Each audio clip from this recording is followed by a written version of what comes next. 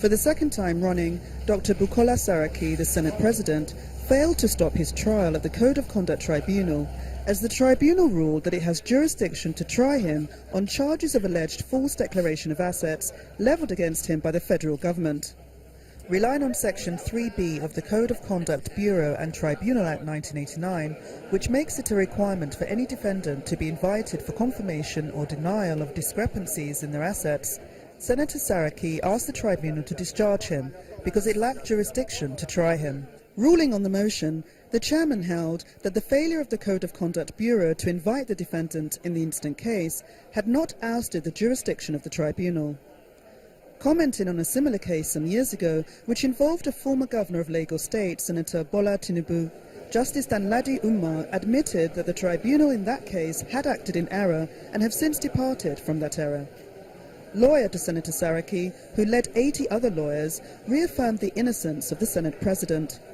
Are just as anxious as the prosecution to go on with this case because it affords the defendant the opportunity to exonerate himself.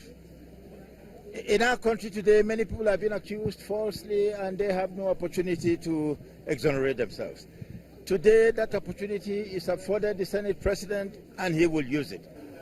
On the filing of the charges by the federal government 13 years after Senator Saraki left office as governor of Kwara State, the tribunal chairman said there's no limitation of time on criminal matters and that it's not out of place for the prosecution to charge him in the way it did, even though he had left office long ago. The prosecutor agreed with the ruling of the tribunal and he dared the defense lawyers to challenge the verdict of the tribunal. We thoroughly argued the issues and I'm sure the applicant will also know he had the foreknowledge that the weakness of his case. So I do not expect any other thing. So it's a good development, is the point we have been making. Now you cannot be relying on what the 1979 Constitution says and then you want it to override the 1999 Constitution. It can never be done. Let them take it anywhere. We'll be ready for them.